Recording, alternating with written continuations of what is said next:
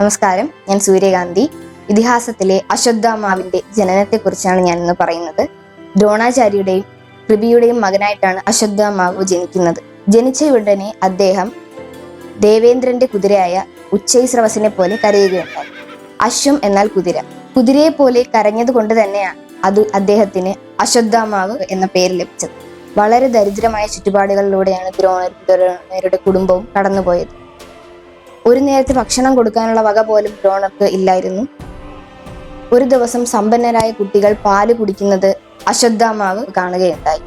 അദ്ദേഹത്തിന് പാല് കുടിക്കണമെന്ന് ഭയങ്കര ആഗ്രഹമുണ്ടായി, കരയുകയുണ്ടായി. അപ്പൊ ഇത് കണ്ട് സമ്പന്നരായ കുട്ടികൾ ഇയാൾക്ക് അരിമാവ് വെള്ളത്തിൽ കലക്കി കൊടുക്കുകയുണ്ടായി. ഇയാൾക്ക് ഭയങ്കര സന്തോഷമായി, പാല് കുടിച്ചു എന്നുള്ള ഒരു തൃപ്തി മനസ്സിലുണ്ടായി. ഇത് കണ്ട് സമ്പന്നരായ കുട്ടികൾ അശ്വത്ഥാത്മാവിനെ കളിയാക്കി ചിരിക്കുകയുണ്ടായി. ഇന്നത്തെ സമൂഹത്തിൽ ഇതുപോലുള്ള ഒരുപാട് കാഴ്ചകൾ നമുക്ക് കാണാൻ സാധിക്കും. സമ്പന്നരായ കുട്ടികൾ, ഒന്നുമില്ലാത്ത ദരിദ്രരായ കുട്ടികളെ കളിയാക്കുന്ന ഒരു കാഴ്ച ഇന്നത്തെ സമൂഹത്തിൽ നമുക്ക് കാണാൻ സാധിക്കും.